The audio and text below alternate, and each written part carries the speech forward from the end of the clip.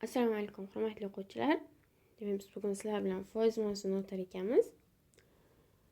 Xo'p, noldan tushuntirib berishga harakat qilaman. Bir ikkita masala ham ko'rib ketsak bo'ladi. Xo'p, foiz mavzusiga to'xtalib o'tar ekanmiz. Qarang. Siz o'zi 1 deb 100% nazarda tutiladi. Bir raqam 100% deb tasavvur qilishingiz ham mumkin. Keyin foizni qism foizga aylantirishni o'rganishingiz kerak. Ya'ni nima demoqchiman? Bir son masalan 100% deb olayotgan bo'lsangiz, 0.5 ni 50% deb olasiz. Shu yerda tushunchamiz paydo bo'ladi. Foizni qismga aylantirish uchun 100 ga bo'lasiz. Masalan 25% ni qismga aylantir desam, 100 ga bo'lasizda 0.25 deysiz.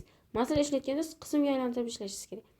Yoki qismni foizga aylantirish uchun 100 ga ko'paytirasiz. Aytaylik, 75% ni qismga aylantirib bering desam, siz nima qilasiz? 100 ga ko'paytirib qo'yasiz. Bu foiz bo'lib qolibdi. 0.75 ni foizga aylantiring desam, 100 ga ko'paytirasiz. 75% mana. Soddagina holat. Xo'p. Yana nimalarni tushuntirishim mumkin? Foiz deb qarang. Masalan, aylana berilgan mana shuni 4dan 1 qismini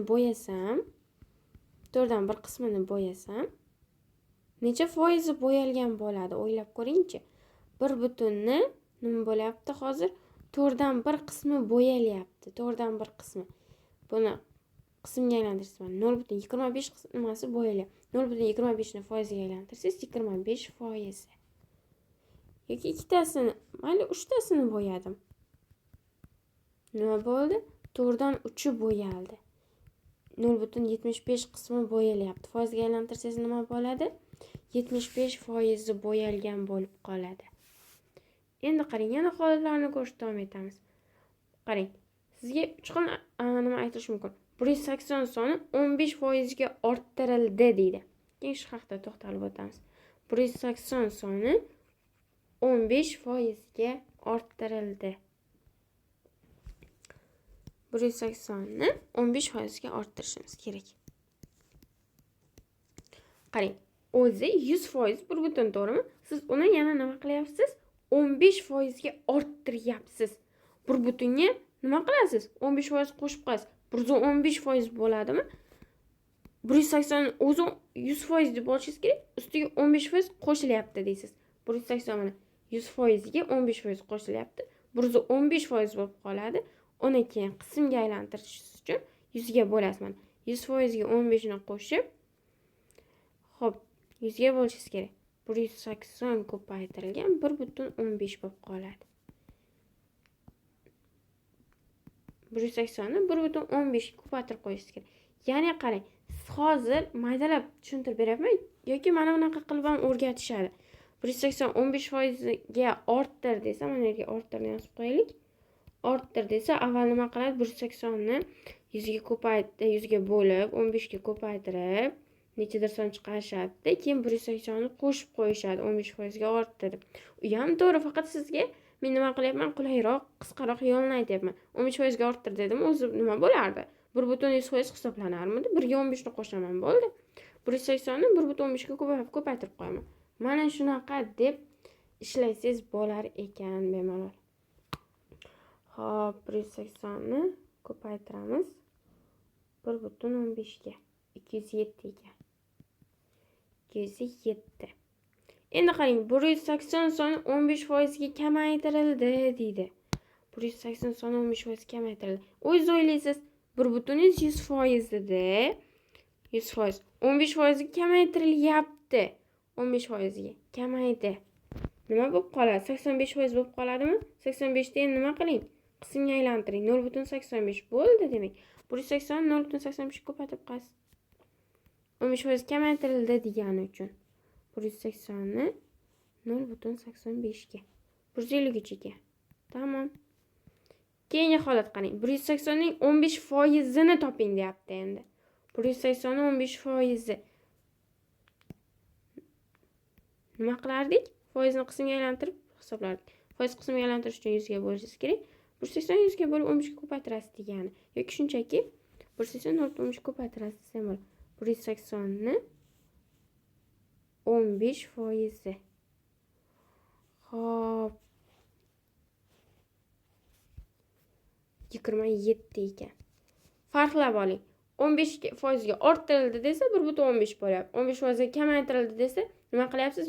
100 dan tashlaysiz. 0.85. 180 ni 15% ni toping desa, shunchaki 100 ga 15 ga ko'paytiryapmiz. Tamam. 3 xil holatni farqlab olishingiz kerak.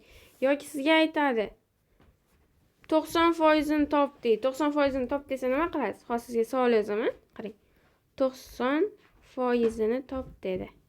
90%. Yoki xo'p 15% ga orttirildi dedi. Yana 15 yozmaylik hozir. Xo'p 25 yozdim mayli. 15% ga orttirildi. Yoki 85% ga kamaytirildi. Kamaytirildi. Videoni pauza qilasiz. 3 xil holatni o'ylab ko'rasiz, keyin davom ettirasiz. Ketdik. Endi qarang. 90% ga 90% ni toping desa nima qilasiz? Qanaqadir x son bo'lsa, 90% ni topyapti. Shunchaki 100 ga bo'lib 90 ga ko'paytirib qo'yasiz yoki mana buni o'zi qisqartirsangiz 0.9 0.9 x bo'lib qoladi desam bo'ladi. X endi qanaqadir son bo'lishi mumkin. 25% ga orttirildi desachi, nima qilasiz? 1.ni 25% ga orttirilyapti. Birdan qismga aylantirib o'ylab ko'raverasiz. 1.25 ga ko'paytirildi degani. 85% ga kamaytirildi. 85% ga kamaytirilyapti.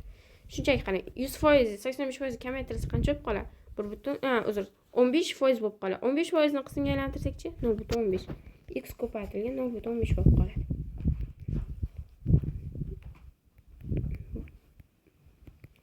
Bo'ldi, shunaqa holatlar ekan.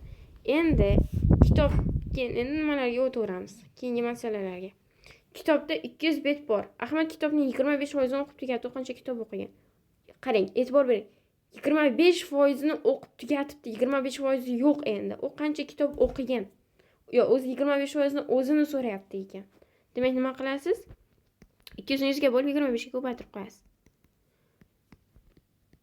50 bet o'qigan ekan. Keyingisi, foizlar 25% chegirma bilan 400 ming so'm. Uning asli narxi qancha bo'lgan? Qarang, 20% bilan 400 ming ekan. 20% bilan. Ikki xil usul bor. Xohlaysiz proporsiya, xohlaysiz unisini ham ko'rsataman. 20% 400 ming. 400 ming. 100% ni topib qo'yasiz, bo'ldi. 100% x deysiz. Foizlar 20%. To'xtang. 20% emas, 20% chegirma degan ekan. 20% chegirma. Nima degani bo'ladi bu? 20% chegirma, 20% yo'q. Demak, 80% 400 ming ekan. Endi 100% ni topasiz. X topish uchun nima qilamiz? 400 ni 100 ga ko'paytirib 80 ga bo'lasiz. Mana bu ikkalasi qisqarsa 5, mana bu 500 bo'ladi. Demak, 80% 400 ming bo'lsa, 100% 500 ming bo'ladi. Tamam. Qarang, 3 ta bola ko'prik sotib olishmoqchi. Ulardan biri 23% ni, ikkinchisi 35% ni, uchinchisi 1764 so'm to'ladi. Ko'prik qancha turadi? Qarang. Bittasi 23% ni to'labdi. 0.23. Qismga aylantirib ishlaysiz birdaniga. 0.23 x plus. Keyingisi 35% ni to'labdi. 35% ni to'lagan. 0.35 x plus. Keyingisi 1764 ni to'lagan. Shunda 100% kelib chiqyapti. 100%. Buni jamiz berilmagan ekan. Keyingisi yana ham osonroqini ko'rsatay. 1764 so'm to'lagani necha foiz to'lagan bo'ladi? 100% dan 35 ni va 23 ni ayiramiz. 100 minus 58. 42% ni to'lagan. 42% to'lab tushunarli. Endi 42% 1764 so'm degani 100% qancha bo'ladi unda? 100%. Nima qilamiz? Proporsiya. 42x teng 1764 ikkidan. Xo'p. 176400 ni bo'lamiz 42 ga. 4200 ekan. X'ingiz. Demak, 42% 1764 so'm bo'lsa, 100% 4200 so'm. Demak, ko'pdagi 4200 so'm turar ekan. Arzon ekan. Xo'p, keyingisi qarang. Ferma mahsulotni 372 so'mga sotsa 7% zarar qiladi. 7% foyda qilish uchun qancha sotish kerak? Qarang. 372 so'mga sotsa 7% zarar qilyapti. 7% zarar nima degan? 100%lik narsani sotyapti. 100%lik sotib olyapti-da. Keyin nima qilyapti? 93% bo'lib qolyapti uni nimasi? Olayotgan daromadi. Ya'ni bu yoqda qaytanga 7% yo'q, 93% bo'lib qolyapti. Endi qarang, 7% foyda qilish uchun nima qilish kerak deyapti? X teng 7% foyda nima degani? O'zi o'rtacha 100 deb olsangiz, 7% foyda bo'lish uchun 107% bo'lib qoladimi? 107% ni topyapti sizga. Ketdik. 93x teng 372 ni ko'paytiramiz 107 ga. Xo'p. 39804 bo'lamiz 93 ga. 428. Nima deb savol bergandi qarang. 7% foyda qilish uchun qanchadan sotish kerak? 7% foyda qilish uchun 428 so'mdan sotish kerak ekan. Tushundik degan umiddaman. Keyingi qarang, oxirgi masalamiz. Sut sotuvchi sutning litrini 8000 so'mdan sotib oladi. 4 litr sutga 1 litr suv qo'shib, uning litrini 10000 so'mdan sotadi. Sotuvchi bu ishda necha foiz foyda qiladi? Sotuvchi ham shustri ekan, 4 litr sutni sotib olar ekan, uni ustiga 1 litr suv qo'shib qo'yar ekan. De 10000 dan sotar ekan. Bu ishda qancha foyda qiladi deyapti. O'zingiz o'ylab ko'ring-chi, uning bu ishi to'g'rimi? Qarang, 8000 so'mdan sotib olar ekan, 4 litr sutni. 8000 so'mdan 4 litr sutni sotib olyapti. 3200 so'm. To'g'rimi? Lekin bu nima qilyapti? Shu 4 litr olgan paytda 1 litr ustiga suv qo'shib qo'yapti. Demak, 5 litrni 3200 so'mga sotib olar ekan desak to'g'ri bo'ladi shunda. 5 litrni, chunki har 4 litrga suv qo'shyapti. 5 litrni 3200 so'mdan sotib olar ekan. Xo'p. Keyin nima qilar ekan? 10000 dan sotar ekan. 5 litr bo'ldi, endi 10000 dan sotyapti. 50000 bo'ldi mana. Mana bu 8000 5 litrmi? 3200 deb yozib ketman. Uzr, 32000 ekan.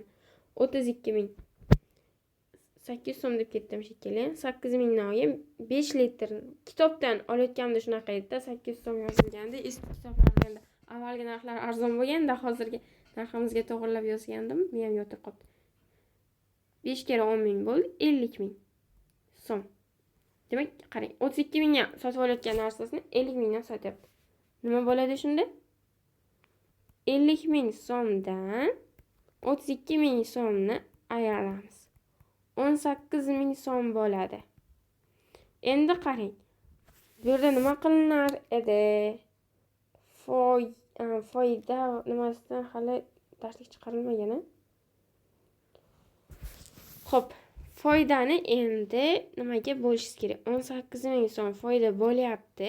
Jamisiga bo'lasiz. Foydani o'sha jami nimamizga bo'lib qo'yishimiz kerak. Asl xarajatga. Ko'paytiramiz, keyin 100 ga teng. Mana bu ikkita 0 bilan bu ikkita 0 ketadi. Bu bilan bu ketadi. 188 ga bo'lsak 5, bitta 0, 50. Vau! Dahshat-ku bu ishi. Yomon ekan, lekin qarang. Bu hozir shu qilayotgan ishi bilan 18000 dan 32000 ga to'g'ri bo'ldikmi? Yo, ha, 50 yo'q, 50% dan ham ko'p. 56.25 ekan, xato bo'libman. Dahshat, lekin yaxshi ish emas buni ishi.